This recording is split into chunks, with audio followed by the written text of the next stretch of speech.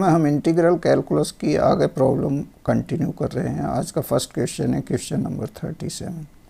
The value of integral -1 to 1 x square e raise to the power integral value of x cube d x where this denotes the greatest integer less than equal to t is.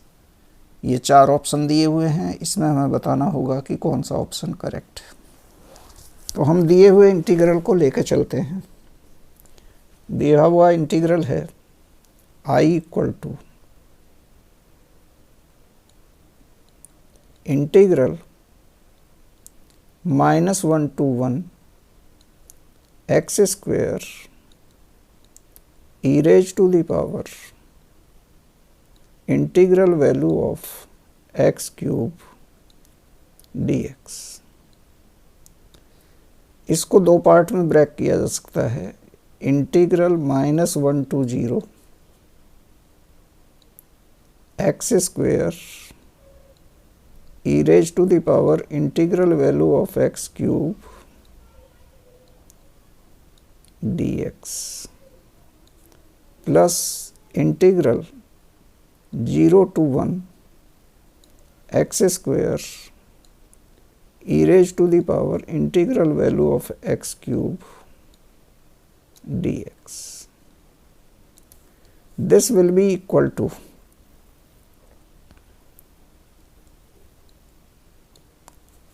integral -1 to 0 x square. इसमें अगर हम देखें तो x cube की value -1 पर -1 आएगी और 0 पर 0।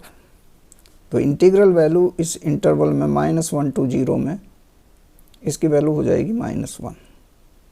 तो इसको हम लिख सकते हैं e की power -1 dx plus integral 0 to 1 x square. यहाँ पर एक्स क्यूब की लोअर लिमिट पर वैल्यू 0 होगी, अपर लिमिट पर 1, और ये हमें इंटीग्रल वैल्यू लेनी है एक्स क्यूब की, तो वो रहेगी 0। तो इसे हम लिख सकते हैं e की पावर 0 dx। अब ये e की पावर -1 हो गया 1/e, और एक्स स्क्वायर का इंटीग्रल हो गया एक्स क्यूब अपॉन 3,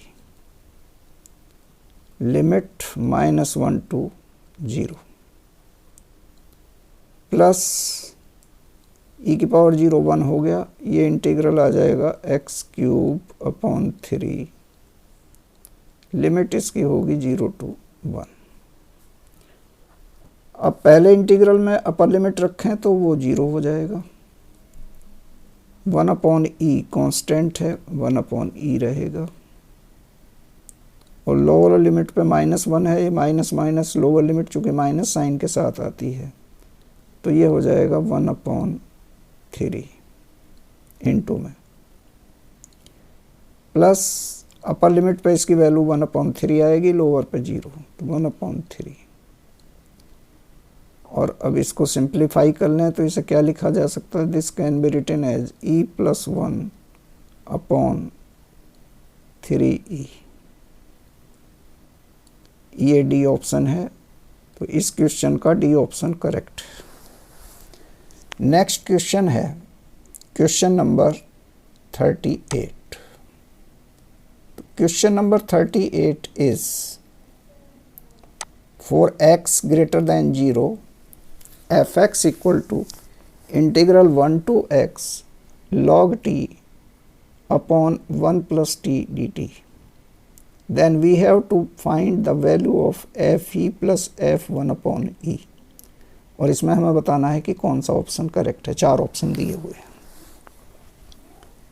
तो हम लेके चलें fx। We have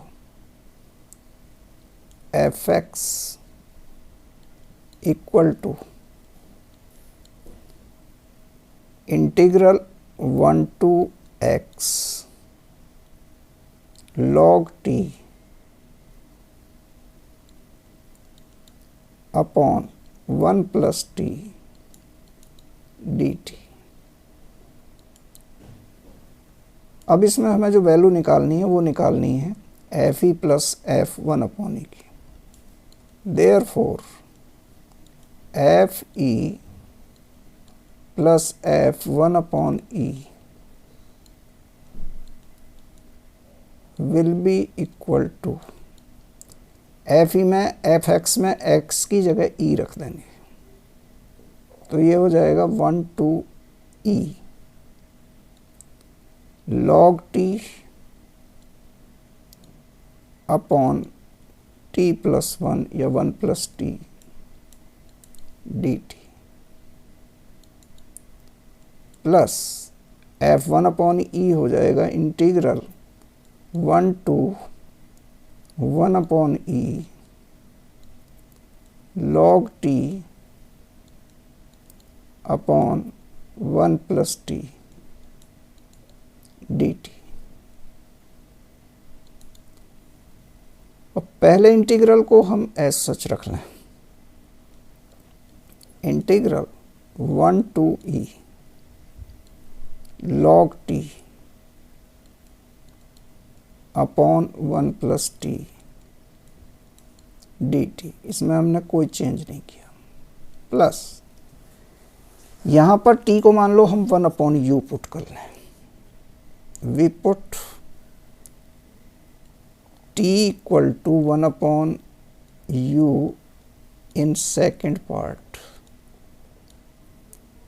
तो ये क्या इंप्लाई करेगा? This implies d t will be equal to minus 1 upon u square d u, यानी डी यू अपॉन माइनस का यू स्क्वेयर।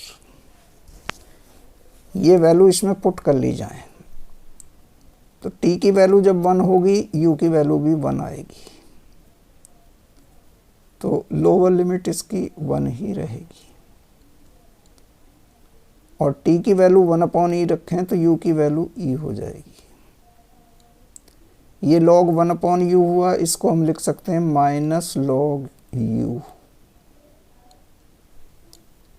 अपॉन, इसको लिख सकते हैं 1 प्लस 1 अपॉन यू, और इनटू में इसको लिख सकते हैं minus D u upon u square.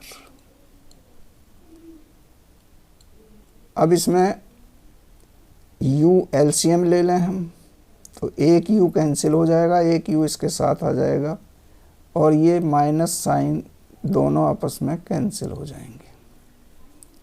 तो इसको क्या लिखा जा सकता है? This can be written as integral 1 to e log t upon 1 plus T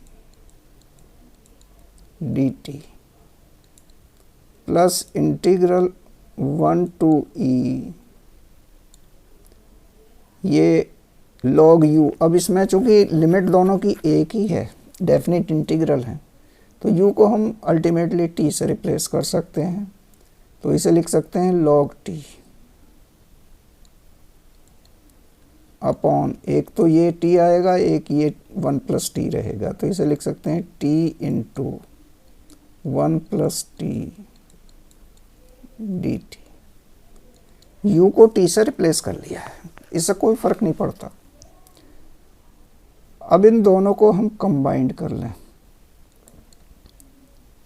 integral 1 to e, तो इसमें न्यूमरेटर में log t है, log t रहेगा कॉमन, नीचे 1 प्लस टी इसका डिनोमिनेटर है, इसका t इंटू 1 प्लस टी है, तो इनको अगर ऐड करेंगे हम तो ये हमारा मिलेगा 1 plus T into log T upon T into 1 plus T और D T.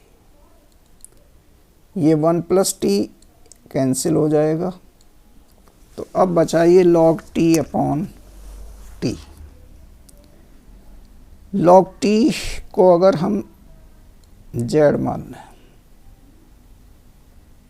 log t equal to z, तो dt अपॉन t will be equal to dz. This will be equal to integral, जब इसकी हम रखेंगे लोअर लिमिट 1